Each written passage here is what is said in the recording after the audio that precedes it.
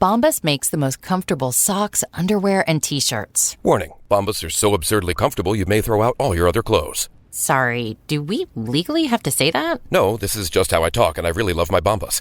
They do feel that good. And they do good, too. One item purchased equals one item donated. To feel good and do good, go to bombas.com/Wondery and use code WONDERY for 20% off your first purchase. That's BOMBAS.com/Wondery and use code WONDERY at checkout.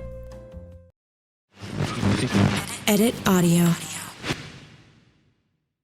Before I met Mary, I'm pretty sure my picker was broken. And by picker, I mean that invisible instinct that one has that decides who seems like a good person to date and who gives you the ick. Now, for me, at that time, I could admit it, my self-esteem was kind of in the dumper. I didn't really think I was worthy of much or that anyone would be interested in me. And I had this underlying belief that love never lasts and people you get close to are always going to hurt you. Now, because of that belief, I had zero interest in actually letting someone get close to me. So if there was a person who was, unavailable, maybe like a straight girl or something like that, or a person who was just kind of broken emotionally and not so healthy in relationships, Lord, was I in love. In hindsight, it all seems super easy to see what I was doing. If I picked a person who could never really give me what I was looking for, well, then I'd never be surprised when they left me. Hello, everyone. I'm Robin Hopkins, and this is Well Adjusting, where I talk to people about life stuff, but not in an NPR way. It's more like we're at the bar, having cocktails, getting into your business sort of way. It's giving drunk NPR. Oh, and producer Steph is here too. Hello. Today we chat, being your authentic self in relationships. Hi, friends. In honor of that holiday that I absolutely despise, Valentine's Day. Yes, I hate it because, one, it's a manufactured holiday that pressures you to appreciate a person on a specific day. I think that's dumb. But also, it makes single people who don't want to be single feel kind of crappy. My tangent is over. Personal feelings aside, Valentine's Day is a thing in our culture. So we wanted to talk relationships in this week's episode. Luckily for us, so did our guest, Renee. Now, she came on to ask the important question, how do I become okay with being single? Now, in typical well-adjusting fashion, we started there and then ended up really digging into the idea of, can you even answer that question when you've been hiding in your relationships, never really letting people see who you truly are because you are afraid of being left? I mean, can you? Well, we are going to talk about that. And I have to say, it occurs to me that we might have accidentally created the Anti-Valentine's Day episode that I was longing for. And I kind of love that. Take a listen as we pick apart the idea of to be or not to be in a relationship with the lovely and talented Renee. My name is Renee Colvert. I am a creative here in Los Angeles that originally started as a musical theater performer, but I've recovered, and now I'm over in creative development. So writing, podcasts, all that jazz. Okay, so now this is the moment of truth. In a sentence or two, what's the problem that we're going to discuss today and kind of pick apart and just have some fun with? Robin, heal me.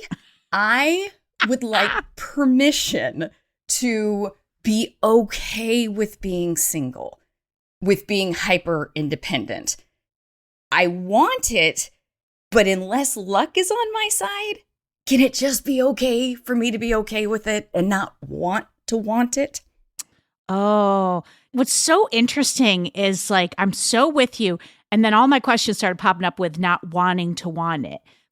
But before we get into that, I want to back us up a little bit. And I want to talk about, without being tell us your dating history, tell us your dating history a little bit. No, God, 100%. And again, I still need the Robin sparkle onto this, but I've been through therapy. I've been through codependent. So it's that I'm an anxious attachment type of person. Okay. I got that codependency. I've worked very hard to push it as far as I can to recover, but there's still, you are who you are. Yeah. So all through my 20s and 30s was me just begging my person to be please love me, please love me, please love me. And it didn't quite shake out.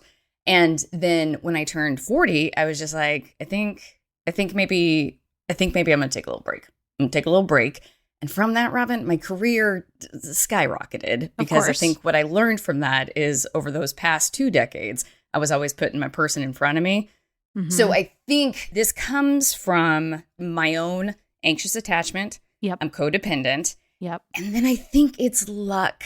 I really do, because I've been on all the dating apps. I've done all the things, and like my person just hasn't come in yet. Yeah. So I think that's where I'm curious. Is it okay to not look and just kind of trust the universe that like, we'll notify you if you're supposed to be with somebody. We'll let you know. Well, I mean, the TLDR, as the kids today say, is but we're going to say way more than that. We're going to say way more than that. I love it. But I want to know, like, during those 2 decades, did you date? Are you like when you're dating, a serial monogamist, or are you like date a lot of people once? Like, what's your vibe? Yes, serial monogamous. And then 20s was like serious relationships, was living with them, was doing all the things. Something happened in my 30s that I think and probably fear of abandonment is probably going on there. So there's probably something where I chose the people that I knew were going to leave me, that I knew I could control. I'm just like, okay, great. Well, then I got the ending figured out. So then it was the classic, like, if you were to ask me, I would say, well, we've been dating off and on for 5 years. If you were to ask them, they would be like, I mean, I think I dated her. I don't remember. Like, just kind of. Wait. We're not on the same page. I need some real clarification on that, because that's fucking brilliant. Like, was it that you were like, because in your head you were still kind of like considering them, so you considered it dating, and they were like, I know, we went out to dinner. Right. It's all the unspoken things. So, and I think I also had a tendency for like, the second I date you, I'm just like, all right, well then our dog will be named this, and we'll probably retire in Seattle, and like just out of the gate trying to like, whatever that is. I don't know if the patriarchy conditioned me to be that way or something. Let's but I blame would the just patriarchy, though. Let's do it. Thank you. We'll probably get to your parents, but I like to start with the patriarchy, though. I think we'll get to my parents. So it would be all the unspoken things that I would think, oh yeah, we're on our way to living together forever. And he's like, I don't know, we went to go see that Marvel movie. Yeah. Yeah, exactly. Mm-hmm. You could tell what a loser I was dating. I'm like, we went bowling. Many Americans find themselves at an unprecedented moment. We feel isolated. Our world is marked by divisions, and we're not sure how to engage neighbors across differences. We know our communities thrive when they are places of belonging for all. It's time to rebuild the we, a bigger sense of we than what we see around us today. That's why we created Reimagining Us. I'm Nicole Argo, the founder and executive director at the Together Up Institute. And I'm Scott Hutchison, the executive director of E Pluribus Unum. On Reimagining Us, we'll be talking to behavioral scientists, change makers, and educators to understand why we're divided, to hear true stories of people bridging divides and finding common ground. Reimagining Us is available on Apple Podcasts, Spotify, YouTube, and wherever you get your podcasts. Learn more at nextchapterpodcast.com/reimaginingus and togetherup.org/reimaginingus. Okay, so I can't help myself from asking about your parents, but what was modeled to you in, because I like, it's so funny because I remember in my 30s and like 20s, everything was like, I chose people that were like unavailable so that ultimately like exactly like that would come to fruition. And then by the time they showed up, I'd be like, well, I was here for you, but now, because it's like I really wasn't open or available. I was very shut down. And that came from, parents splitting up. So that's why, of course, we have to go back a little bit just to get the lay of the land. 100%. And I got to give a caveat. You could tell I'm not a therapist because I just said, let's just get the lay of the land. Do you know how much money you're saving me right now? What I would give for every therapist to be like, we can knock this out in 45 minutes. Tell me about your parents. But yeah, and let me give the caveat. I don't think there's any way my folks will find this, but let me give the caveat of our parents did the best job that they could do. Anything that's wrong with them, their parents did to them. Yeah. So I think folks are still together. Folks are wildly insecure. Just need constant outside validation. So growing up, it was that fight, flight, freeze, or fawn. I was a fawner. I'm just like, let me make you feel great about yourself so that I can get a ride to dance. So well, that just broke my heart. I know. Renee. I think everybody's got a story that'll break your heart. I know. right? They should have just given you a ride to dance, but they're not listening, so it's fine. I'll give you a ride to dance, Renee, if you need it. Thank okay. you. All right. Thank you for that. That one I don't know the direct correlation of why I don't put myself in situations to be in a relationship where I could be vulnerable. How that relates to my folks. I did this whole like self-helpy thing where they talked about how with our parents, you either like emulate what they're doing or you do the exact opposite. But what I thought was always so interesting is they talked about that in either one of those spaces, you have no choice. Like you're not actually choosing. You are just in reaction to what was done to or for you. And I think it sounds like immediately you were just like, I'm going to emulate and give them back what they need because that's how they're going to love me. Did that show up in your relationships? Like, were you a fawner in your relationships and stuff?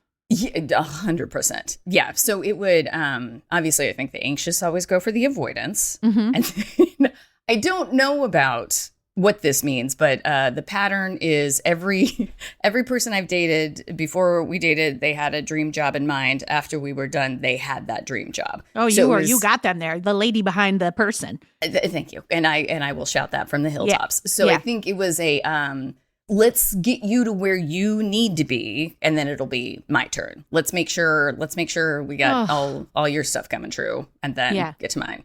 Which I know is on me. I know it's on me. This is why I'm here. So you can be kinder. Like, I mean, let's just start with being kinder, right? Like, that's what, in order to like, it sounds like, and again, God, I really do hope your parents don't hear this, but like, I love you guys. You did a great job. Right. You did so good. You did so good. You did a really good job. But it really does sound like they're taking up a lot of air in the room, and the only way you could be seen was to do that. And I think I'm wondering, like, let's say you're dating, and you catch yourself and you're about to fawn, and you don't want to fawn. You really don't. You're a little bit like, fucking figure that shit out. That's the dishwasher's over there. Make a decision not to fawn. What are you afraid is going to happen? Like they won't love you? Oh God, that's such a good question. On the surface is I can't control this. I'll lose control of the situation.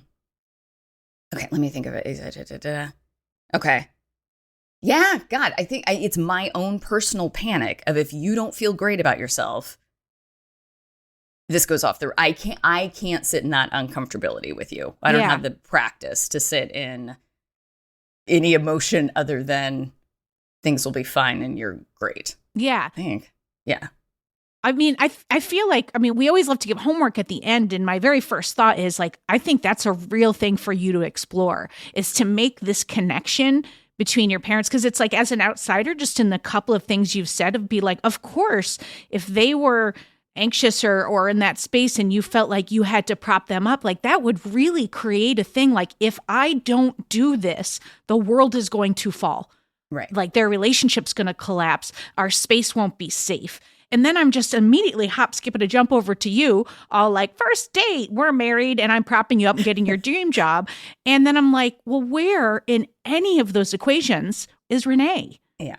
And like, where does she get to be like, hey, bitches, I deserve to be loved. Who the fuck is going to prop me up so I get my dream job? Like, I'm already really pissed off on your behalf. God, no, Robin, it's that. I already feel like the premise or the question that you've asked is actually not the right question. Not right or wrong, but like, because it's like, how can you even know if you want to be in a relationship if being in a relationship means no one takes care of or supports you? Oh my God. Or really truly loves you. Like, how can you even make that decision if you're standing on a house of cards? What are we, 3 minutes in and already my mouth's agape? But no, God, Robin, I've never thought of it like that. Like the analogy of, I can't have candy in the house because I'll eat it. So just no candy in the house. Tell me about it. I'm just not allowing it to be there. So if I'm in one, I'll do that. Yeah. Well, nobody gets hurt in all or nothing, right? Right. Because it's just like, well, I said no. I said no, and I'm saying no before you can say no. Because in these relationships, it sounds like people are saying no to you, but they're not even with the authentic you. That's so good. That's so good. But by the way, like having the on-off switch, like that can be a useful tool, right? Like that can be a protective mechanism. So like, I want to be clear that we're not like run out the door and turn it on. Like, let's take a breath. Steph is always like, I have this image of Steph behind me with like a big broom, just cleaning up my massive wild statements. She's always just like, burp, burp, burp, I mean, burp. you didn't say that, but I'm like, sometimes you get excited with like a revelation and then you like run. I mean, I run out the door and I try to like, change my life right then because that's the manic energy I bring to life. But I guess I want to hear a bit more about your past relationships and how you feel that they fell apart. Yeah. So growing up, I always feel like I want to undercut this because like what woman didn't have this, but there was a pretty rough eating situation to the point where I went to college and in my freshman year, I gained 60 pounds in one semester, which is. Oh, I could impressive. do that. I'm with you. Yeah. I got that. I got the sames. Sure. So just like, obviously I'm not dealing with my feelings. So I did it doing this way. It's the one thing I can control, all the things. Right. And I promise this is getting to the first relationship. So I remember getting off the plane. This was before 9/11 because my parents were at the gate and I remember them still looking for me. That's how much it had changed. And then when they did see me, it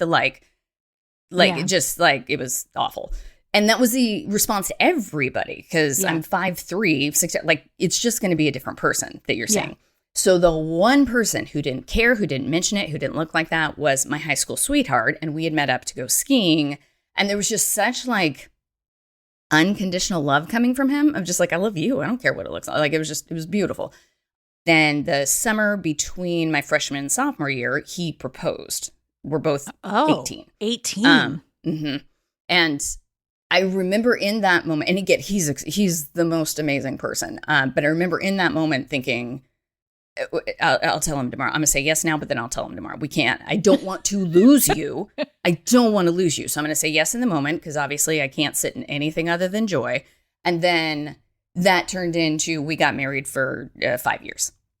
I'm just like, I'll tell him tomorrow. I'll tell him tomorrow. I'll tell him tomorrow. I'll tell him tomorrow. I'll tell him tomorrow right up to the aisle. Yeah, like walking down the aisle, like maybe you planned a wedding. Right. I'll tell him tomorrow. And I think I just didn't have the skills to even recognize what's going on here. So I don't want to lose you. Yeah. But like he wanted kids and family. I just wanted to be a Broadway star. Like it was just, it wasn't going to work. But the pain of losing the one person who like genuinely accepted me was, I couldn't bear it. Yeah. But then, as all things do when you're not supposed to be together, we kind of blew it up in a way that it was, you couldn't deny it. Of just like, okay, well, we both cheated, so we got to get ourselves out of here. And then after that, from then on, I dated the gig, not the guy. So I dated the guy who had the job I wanted. So interesting. This is gonna be sad, but I wanted to be a tour guide at Universal Studios. And so I dated a tour guide. Great. And he was great. And he was so much fun. And then after the tour guide, there was musical theater. And that person was part of Avenue Q. Oh my God, I loved Avenue Q. Oh my God, same. So good. So good. With him for 5 years and then came back out to Los Angeles. And again, cheating all throughout that one. You're cheating or they're cheating or both? That one was they were. That one was they were. Okay. And then 30s was I would date the writer of the show that I wanted to write for. I would date the stand-up comic who was doing what I wanted to do. I would date the podcaster who was doing what I wanted to do. And it's almost like you really just wanted a job, not even a partner. Mm-hmm. And again, I didn't have awareness of any of this. I just thought I liked these people. But then in hindsight, I was just like, I always dated the gig, not the guy. And then I would always get the guy his next job and then be like, all right, my turn. And then there'd be a drifting. I don't think there was ever any official breakups. There was just a drifting. A slow away. fade. Right. And then you did a stop? Like, are you at you're not dating right now? Yeah. So, and then I turned 40 and there was just what am I doing? So I made a decided decision to stop for a little bit. And then at that point, I had no traction on my career. So I got a job as a receptionist at a podcast company. And then throughout the next years, I went from like receptionist to like executive creator in a matter of months. And I was just like, shit, oh, look what can happen if I try instead of trying to get them ahead. So I think it was I can't be trusted, so I just won't. And then, had I not seen my own career success, and go ahead. You don't still believe in that conclusion, I can't be trusted, do you? I mean, I did ask that in a very not great interviewee sort of way because I pointed at you, but going with the answered lead. Honestly. I know. Yeah. I wonder how Robin wants me to answer this. God, no, Robin, it is such a good question. I believe I won't repeat patterns at this point. Okay. I believe I can recognize it. I think I could leave. I don't know how to vocalize any of it. Sitting in the uncomfortability of it all would still be a problem. I'm glad Steph had you lay out your dating history more clearly, because it does show like that thread of that in each one of them. There's a Renee that's a dating Renee, but it's like maybe 25% of Renee. And that Renee doesn't have your authentic voice, doesn't stand up for herself, doesn't ask for what she needs or wants. And so it's a portion of you, but it's not all of you. And I'm wondering, because here's the thing, the one thing I really, really, really want to be clear on is I'm not attached to any outcome. Like the answer at the end of any of this work could very well be like, I really want to be alone right now. And that is 150 million% okay and right for me. But I think what I feel, or what I'm feeling and talking to, is I want you to know that decision is coming from a place of this is what I really want, not like this is all I think I'm worth, or this is all I think I can get, or I'm afraid that if I go into a relationship, I'll lose myself again. So I'm wondering, like in your friendships, do you show up the same way? Is it a middle ground between dating Renee and authentic Renee, and that's friendship Renee? Yeah, it's better. It's certainly better with friends, but like we just had the wildfires out here. Yeah. And I called no one. I didn't do it. You just handle it. You just do that. So I think I don't love learning this about myself, but I think I'm like, no, I've got really close friends, but I got really close friends so long as I can present in a everything's under control type of way. I have no idea what that feels like. Do you, Steph? None. I love a good look how handled it all is. Right. Yeah, but I won't burden you with this because I got control over it. I will just sort of recap what happened. I wonder if maybe friendships are a place to start practicing. Yeah. To start being like, I mean, I don't know. I think even just doing something like this podcast and just opening up the door and just being like, here, this is a little bit of the mess that's here, and letting like us even talk to you about it is in that space. So I'm wondering if like there's some kind of like a, everybody knows I love this, like the rubber band analogy for smoking, like where when you catch yourself trying to either clean things up or not call somebody because you're not perfect on this day, or or snap the rubber band and then call that person, or show the mess, or show that, because it's like, I just like, I can't help but feel like this is so much more than dating, and it's so much more about you staking a claim in the world as Renee and being like, I'm fucking here and I have valuable, lovely things to say and I contribute and I'm a good person and you should know me, versus I can help you. Robert. Yes. Yeah. Yeah, God, all of that isn't that funny how much of a like defense mechanism we have and like how well we have it running that you're just like, I don't see any of that. But that all of that's right. All of that's right. And all of it feels terrifying. It always does. And like, as you were saying that, I was like, well, maybe I can get into a support group where I don't know anybody and I hear about their problems first. And then it makes sense that they could hear about mine.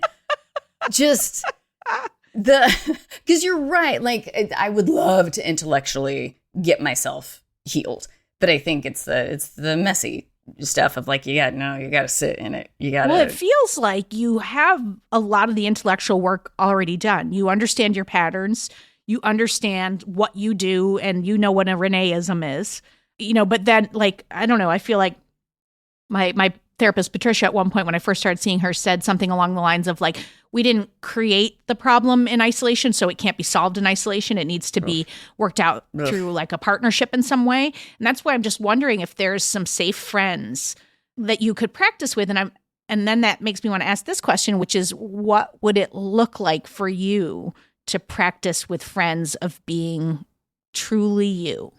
Yeah. Well, I'm sure my friends would love it. I think, there you go. That's what we've been trying to get out of you forever. It truly is the control thing. It's the control thing, and it's the, I think, transactional relationship thing of just like, no, I owe you. All right. Like it feels like an immediate, if I'm a burden, then I gotta pay you back immediately, which I know is wrong. I know that's wrong. But I think it's not wrong. It's just, I don't know if that's how people are truly thinking of you. Right. Like if you called me up and right. said, you know, like, hey, something's going on, X, Y, and Z, and you were just like, do you have 15 minutes? And we talked. I wouldn't hang up the phone and be like, well, now that bitch owes me 15 minutes. Like I would just be like thrilled that you saw me as a person that could help and that we talked. And also, and like you said, you've been in some, I'm assuming based on you said the codependency work, you might have been in some 12-step rooms. So Robin, I hate this, but yeah. No, I have, but then I hang up the Zoom the second they asked me to share. I was like, yes. We lost the connection. So do I. I like to just listen. But my point is with that is that you know that like the people talk all the time in 12 steps about how helping you actually helps me. Right. And so I wonder if that's something that you could bring, like remind yourself in those moments of like, you know, they're not keeping score, but I'm like, by opening up and giving them a space to talk along with you, it might remind them of something. You know, every sponsor sponsors because it keeps them in check too. Right. All of it sounds real. I guess the only thing I can report is it's in my body. Like when I think about it, it's a clench in my heart, in my throat, and it's a freeze of like, you can't. But all of it makes sense. I get how fucking scary what I'm saying is. I get I'm saying it like, oh, could you just? And it is not could you just. It is hard and scary and terrifying and breaking something that's at your core. Mm-hmm. Like there's some real core protection thing that you're doing here. And so I'm asking you to address or look into all of that. And it's like, no, thank you. But like, I think the fear tells you you're on the right path. And like, that's why I'm just trying to say, what are really small, maybe scary, but not going to send you into fight or flight type things you could do. Like, could you put it in a text to somebody? Like, I'm just having a bad day today. And by the way, I did this once recently to somebody. Like, I put it in text to this one friend and I said, I don't necessarily want to talk about this right now. I just want to say this. Yeah. And then I came back to it later because I just didn't, I knew I couldn't hear them. It's going to be fine. And I was just like, I'm not in the space, but I was like, also like, I can't just sit over here and pretend it's perfect. Like I am really scared right now. Right. Yeah. Like, does any of that sound like that's approachable? The text absolutely sounds doable. Even a voice memo. Voice memo. Love a voice memo. I have so many. I wrote down like 15 things, so I'm like really trying. No. This is always me. I'm like, but I think something that is like helpful for me when I feel like scared or that fear is like, you know, when you like had to make yourself small as a kid so that you could get to dance class. Right. It's like you needed to get to dance class, you know, like you were a small person who relied on your parents and you had to rely on your parents. There was no other like option. Whereas like now, like you are a self-sufficient person. Like you don't need to rely on other people. You can open that door a little bit if you want to, but like you carry yourself through the world and can get yourself to dance class, you know? So like I like to remind myself like that fear is like coming from a place of like me being a child and needing to be in that situation. Whereas now it's like a choice. I don't know if that sits with you at all, but I hear you like saying things when you're talking to us, even like, oh, I'm going to undercut that, or like, I don't want to lose that, or I did that, or that was my fault. And it's like, I just want to remind you that like, you don't have to make yourself small anymore because you have the power that you gave to your parents as a kid. Yes. Everything you just said. Yes. And then. Yes. And why are you making that face? I want to know why you're making that face. It's because it's the exact same thing. I think you guys are really bringing to light, because I would like to remind you, I came into this being like, I'm being alone, with no awareness around like you're terrified, which is where you guys have gotten me now, which I appreciate and hate. We're really good at that. We're really good at making you uncomfortable. I think you guys are really shining a light on, just because intellectually you understand it all, you really haven't made much progress because you're not practicing any of it at all. Or it's your starting line. Sure. I like that. Right. Yeah. Yeah. Because it's like, I mean, it sounds like you're very much like us in an all or nothing thinker. It's like you either have to be fixed and you have to be fully communicating with your friends, or you have to be off. And I'm just saying that there is a middle ground where you work up to being open and available, and when you recognize when it's not safe to be open and available. Because again, going back to that thing that we said earlier, which is that right now you don't have choice. It was a safety thing that you did to protect yourself. And right now you do it automatically. Like, you know, just a thing you do. And so it's slowing it down. Like I think about on that other podcast that I work on, Dear Headspace, about how they talk all the time about like that stop technique of like literally S stands for stop, T stands for take a breath, O is observe, and P is proceed. And in a moment that I don't like, I forget to do it. And then 2 days later, I'm like, why didn't I do stop? So I've been practicing in good moments running through stop. Ooh. So that hopefully that when I get to my next traumatic moment, which will probably be like around lunch, I'll remember to do it. Right. So far, no. But like that doesn't mean I won't get there. Yeah. And now there's choice in it versus me automatically going and jamming a Snickers bar down my throat. Right. And brains are so cool. Like that is literally the whole basis of like cognitive behavioral therapy. Like you're actually training your brain, and that actually will happen. Like you're making those pathways. And so eventually you'll become trained enough that that will happen automatically, which is so cool. Yes. Yes. Do you trust or believe that in real life? I 100% do. And I think there's, this sometimes happens on antidepressants too, where I'm just like, I'm fine. I don't need them. You're like, because you're on them. That's why. God. So I think in those good moments, there is a like, well, I'm healed and everything that's ever been a problem for me is now in the past and I'll be fine forever. And so I think, I'm all or nothing in the good moments. It doesn't even occur to me to practice this because I'm good and it'll never be bad again. It always is, though. It's just what I hate. It's just such a process. Yeah.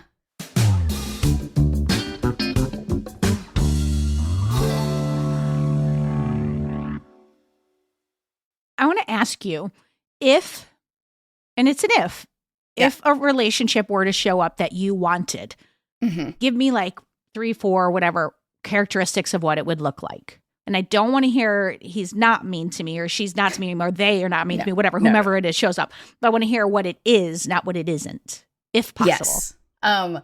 I have found that intelligence, like super crazy smart, is super important. I think 1, so I stay challenged, but then 2, so it bounces back to me if the smart person wants to be with me, which smart. Love it. Yeah. Love Keep going. What else? Funny. We gotta have funny. We gotta have funny. Ambition. Interesting. Okay. And a love of animals. Love of animals. Okay. Now, love that. Steph's going to tell you to put those 4 things on a sticky note. So that's going to be one of your homeworks. So we're going to put those 4 things on a sticky note. And if you don't remember them when we listen back to this, you'll have them. I'll have it. Then I want to ask you, what would the relationship feel like? Can you give some examples of how you are treated, who you are? Like, how do you show up? Can you give some specifics of just like daydreaming what it would look like? Oh, I love this. Yeah. I mean, I think I like who I am around them. Ooh, I love that. Even in the hyper pleasing type of thing or the hyper let me put you first, it's always like, I'm just so disappointed in myself. So maybe I'm proud of myself. I feel proud of myself in this relationship. How's it feel?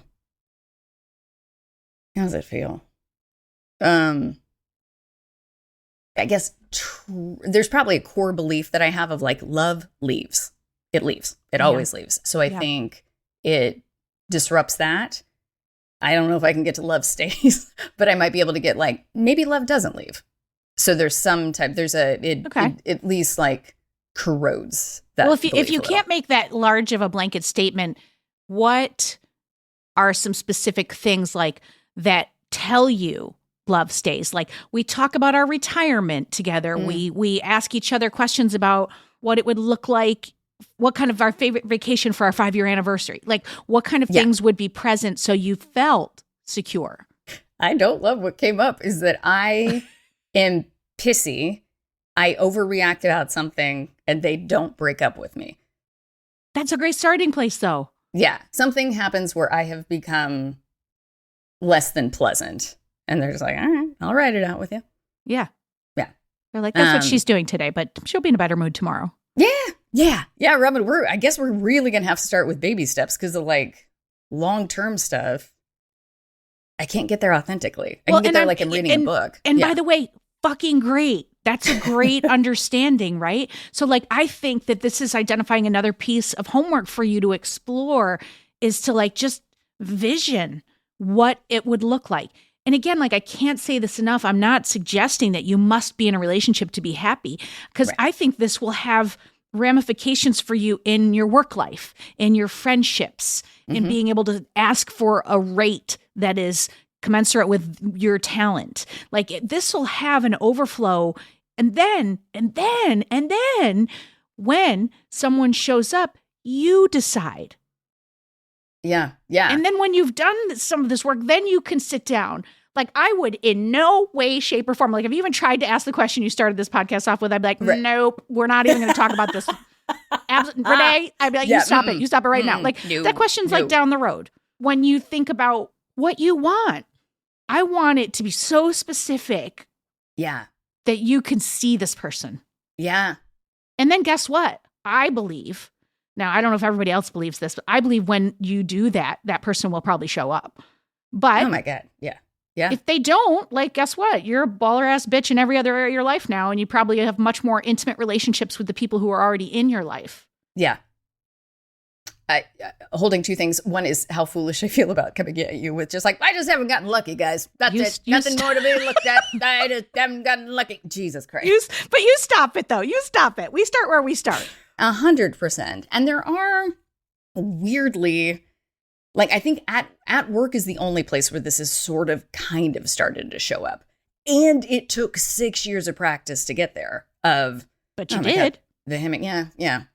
Messy. Ooh, messy. Yeah. I've said it before. There was this young kid that I worked with in this organization called Youth at Risk, and we had gone away for this like retreat, and we all had to like give some like declarative statement at the end of it. And she said, and I will never forget this girl. I will never forget her face. And I think of it all the time. She said, I'm messy, but I'm pretty. And it's like my heart fucking broke and I got goosebumps and I was just like, yeah. I was like, wouldn't it be amazing if we could all just say I'm messy, but I'm pretty? God. Like, wouldn't that be if we'd all live into that? Like, no judgment about our mess. But like, fuck that shit. Even with all my mess, my hair all like this, I'm pretty. Like, it's just, maybe not with my hair like that. More with your hair like that. So pretty. Because I'm messy.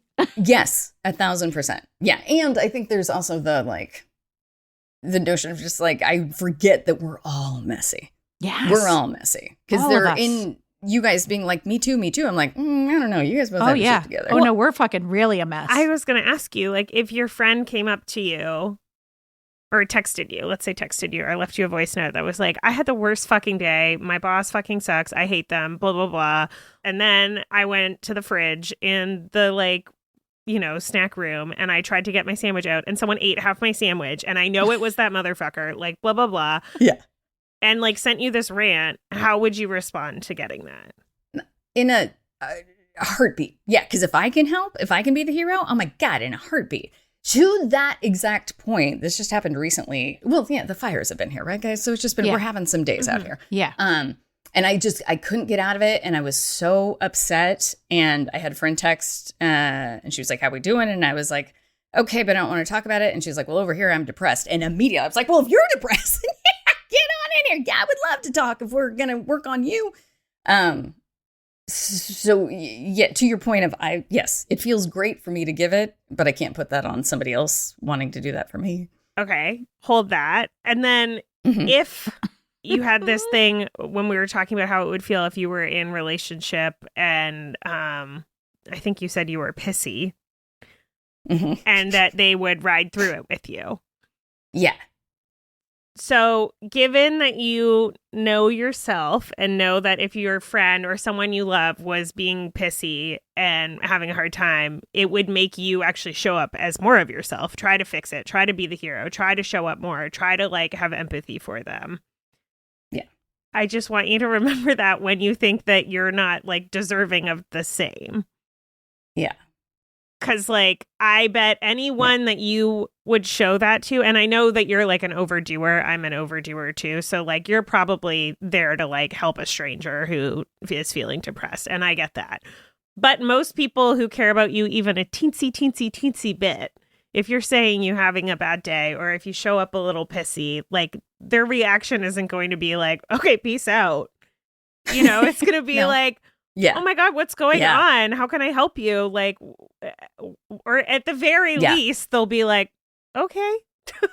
Yeah. Right. Yeah. No, you're 1,000% right. You're absolutely, yes. I had, I like, am not a great relationship person. I think I am becoming one. Yes. I started dating my partner and I have OCD. And sometimes when my OCD is bad, especially when I was like under medicated, I could like show up as someone who, I mean, I'll just use the example of a stove. Everyone has the fear that they leave the stove on, right? Sure. So there would be some periods in my life where I'm like standing in front of the stove for like, I kid you not, 10 whole minutes, like looking at it and redoing this like weird process that I'm going through because I think not the stove is on, but somehow I've killed 95 people, you know? And so I'm like, in my head, there's this whole tangent, like, how the hell is anyone going to date me? Like, that is crazy. And when I show up as that crazy, someone will leave. Because who can handle that, let alone handle that for months on end, let alone handle that forever and ever? Because, like, I don't want to even handle it. I don't want to look at it, you know? Yes. Yeah. Yes. But in reality, once I started to look at it, once I got okay with it, once I was like, well, that just, like, is a part of who I am sometimes.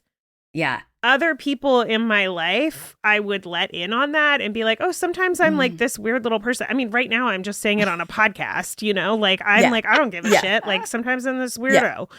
And my partner and everyone else who sees it is like so loving and understanding of it that it has made me realize that like I am deserving of that and it's not a big deal. Like no one thinks that you're like a terrible person because you're a little pissy. God, yes. Yeah, it's, again, girl, God, it is in my body. Because there's a it's a clench and a clench to like even just thinking about it. But I think this idea of like start with friends, girl, just start with friends, I think could get us so far. In very small steps. Yeah. Like what feels like is a little bit scary, but not shutting you down scary. Like, I want you to think like that. Like once a week, I will talk to somebody authentically about something that's coming up without, and I feel like there should be a follow-up of without then immediately switching it to their life or feeling like I owe them something. Yeah. I need advice on this, but if I didn't have your guidance, here's what I would do. Like, you know, like if it was, I was online and I was like, oh, she told me how to do that. You'd be like, never. Right. But I would try to be like really honest with myself and like, the first step would be like, I'm going to have to narrate this to you. So I would call you, Robin, and be like, hey, I'm trying to work through a feeling that I'm not comfortable with. And I need your help. And I'm going to narrate it for a little bit until I can actually get into it. And as soon as I get into it, I may not be able to stay in it. But are you up for that for the next 10 minutes? It would have to look like that. I love that too. What if you just found one friend that you felt comfortable saying, I'm trying to practice this. Yeah. Could you be my person? Yeah. Yes. And this is how it's probably going to look. And you're and by the way, this friend I can almost guarantee you is going to be like this. Yeah, of course, it's no big deal, of course. And for you, it's going to be like you're going to be thinking about it for 2 days, and there's going to be practices and conversations. But that's okay. Yes. Yeah, that's okay. Yeah. And then when you see that the world didn't end, that is one experience to put inside your little like treasure box inside. Right. Like you need like right now that's empty. Yeah. We need to fill it with experiences where people didn't leave, you didn't die, nothing horrible happened. Yep. In fact, you felt a little better. Yeah. Because I would wager that you are probably a pretty fantastic friend. Like that you support people and you're there for them. Do you not feel that to be true? No, I definitely do. I also think it's true, like, you're only as close as you allow yourself to be vulnerable to people. I think... so it's baby steps in that. Yeah, yeah. So you don't quite feel like you can be really open and intimate with people yet. Okay. Right. You know, and by the way, I feel like, again, my therapist said to me once, she was like, you don't actually have to feel like you've got to conquer this if you don't want to. Yeah. There's a real world. That's why I feel like you're going to walk out of this with a lot to maybe think about. I also kind of want you to do the artist way if you've never done it. Like the 12-week work. Baby, it's back. I'll do it. I can't not talk about the artist way, but you don't have to. I don't know about you, but sometimes just having that escape hatch makes me be like, I could do this. I'm up for this now. And that's something that I've learned, you know, before. I used to be like, I must do every single self-help course that presents itself that someone suggests, because if not, well, then that means I'm not trying to better myself. And then I'm not. And like, I have like in my now 50s will say, let me think about if this is the right time for me to delve into that. Because sometimes it may not be. Like I went back to therapy recently and I really gated it. I said, these are the things I want to talk about and work on right now. And there's another piece that maybe I'm not ready to work on right now. Yeah. And I'm okay with that. So I feel like we are definitely leaving you with a lot of thinking. Well, no, what you are leaving me with is, and I don't want to dunk on my therapist, but I think I was missing the baby steps. Like, you just have to tell him how you feel is about 50 steps from where I am right now. So I think the thing that you just gave me of like, you just have to tell your friends how you feel. You just have to show up in the emotion. Like, I'm not ready for that either. I think it's it helped out a lot of like, start with the text and then take it from that. Because I do want to work on it. I just think the steps that I was given prior to this were overwhelming, that it shut me down. Well, and delete the word just, because it's not just sending a text and just like reaching out. Like, that's a huge fucking mountain. It's not like, just open up and be vulnerable for the first time. It's like, okay. Right? Yeah. Like, and ignore all the reasons that you were so scared into protecting yourself in the first place. Yeah, just forget. Just become a different person. Yes. Yeah. Truly, I'm not even good at feeling emotions by myself. Like, I have to make it an exercise of like, what are you sad about? Write that and it just, every sentence starts with, I'm sad that. And then tears will come because it forces me to sit in that emotion for 5 minutes. Yeah. What are you angry about? I'm angry at that. I'm angry at that. And then it's just like the rage comes up and I can sit in the emotion. What are you scared about? And that one's the big one. I'm always terrified. Always terrified. I hate that. This whole time, I kept like circling this one thing that was like, write to yourself, because that's what I find really helpful. I do want you to like get to a place where you want to be open with other people, but I am so bad at being vulnerable with myself and being open with myself. Yep. Sometimes I'm like, I don't even know what I'm feeling, let alone like me explaining to someone else. I'm like, I can't even explain this shit to myself. No, like, no, I can't lose control over myself alone. Yeah. Yeah. So it's like, I'm getting better at writing how I feel, identifying how I feel. And then sometimes I open the door a little bit to someone else. I mean, literally this morning, I texted my partner, I'm really sad. This is the thing I'm sad about. They said, how can I help you? I said, I don't know how to talk about it yet, but can you check in on me? Can you follow up with me? Oh my God, huge. On this? That's amazing. Because I can't hold myself accountable. No, I'm I'll not going to come it. back. I'm like, I already told you I'm sad. Like, that's enough. And that was like, took me like 10 minutes, you know? So it's like, there are different levels. I just want whatever feels good to you to like just open the door a little bit more. And it doesn't have to be the same every week. Like this week, I might be able to text, I'm sad. Next week, I might be crying on my friend's lap. Like that is okay. It's a process. Yeah. All right. Now I'm going to put on my producer Steph hat. And I want to ask you, how are you feeling right now about this whole conversation? That's what I was going to ask. I know. I think like, well, okay. Hold on. Let me make sure that I'm not trying to fawn you. Hold on. I'm not. I genuinely feel this way. I genuinely feel like you guys I'm feeling stupid. No. But how am I feeling about it? I feel dumb for coming at it with, I haven't gotten lucky, and now sitting with like, I'm terrified. I am so scared. But beyond that, I feel hopeful. I feel hopeful about this. I love that. We're going to definitely need some kind of a check back in at some point. Sure. There's going to have to be a follow-up. My God, in a heartbeat. And the thing that I'm really going to leave with is that you said at the beginning of the conversation of like, you show up to relationships as 25% of yourself. Of course they can't love you. You haven't let them meet you. And of course I can't love me. I haven't let myself meet me entirely. I just think there's something that's so lovely about the idea of like that this, you came in thinking about dating and it's really about like dating yourself. Yeah. And just like loving yourself and figuring out how in the world, like what is a comfortable line of letting people see the real and authentic you. I can't wait to see more of you. Yeah. My core belief of love leaves, I think might be based in I bail on myself. I'm just like, well, we won't be handling that right now. And so the dating yourself thing is, yeah, I would push whoever I was dating to be like, what's up? You don't have to squish that. Yeah. Interesting. I love Steph's idea of maybe it begins with writing to you. So good. Like, there's so much to explore. And I can't wait in our follow-up episode, which you did not commit to, but I did commit you to. I'll be there. I can't wait. Yeah. I can't wait. I'm going to be thinking about this for a long time. This was really helpful. And also, should I go demand my money back from all my therapists? Which has happened here. This was great. No, they got you. They got you all of this awareness. Like it's like, sometimes it's like, have you ever been with that person that says the one thing and your best friend is like, I have been telling you that for ages. And it's like we're just coming in hot and we have no restrictions that therapists have. So we can just be like, have you thought about like without any degrees whatsoever. Yeah. So it's all in concert with your work. And I want to say this to you. I am so honored and thankful that you trusted us to talk in this way and that you did. Like this also goes in the box that you opened up the door and shared all this.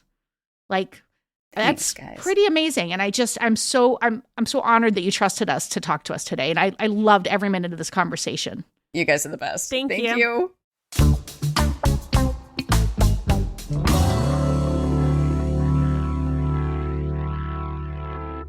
Wow. Now, I will tell you that conversation was a walk down memory lane of how I was in past relationships. You know, this entire conversation, it makes me think about us loving ourselves first, you know, fully and completely. And so with that in mind, I challenged producer Steph and I to take ourselves out on a date and report back. Now, the only rules, we had to approach it as if we really wanted to treat ourselves like we would on a first date. Excited to share something or impress ourselves, you know, treat us the way we deserve to be treated. Well, we did, and here's what happened.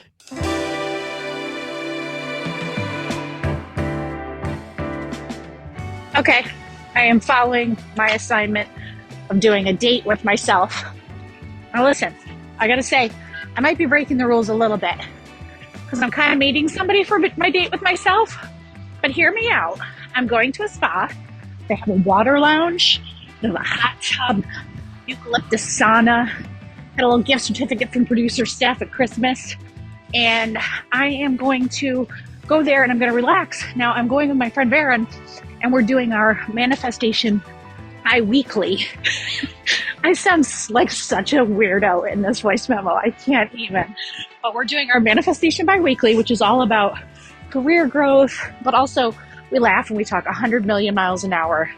Now, the reason that I believe, Baron's walking up. The reason that I believe that this counts as a date with myself is because I'm supposed to be working. I have a lot of shit to do, but yet I'm taking a break and I am going to my manifestation weekly with Baron. So this is my date with myself. I think it counts. Producer Steph, don't have anything to say about that. Hello. Okay, so I just got home. Sorry, I'm like taking off my million winter layers.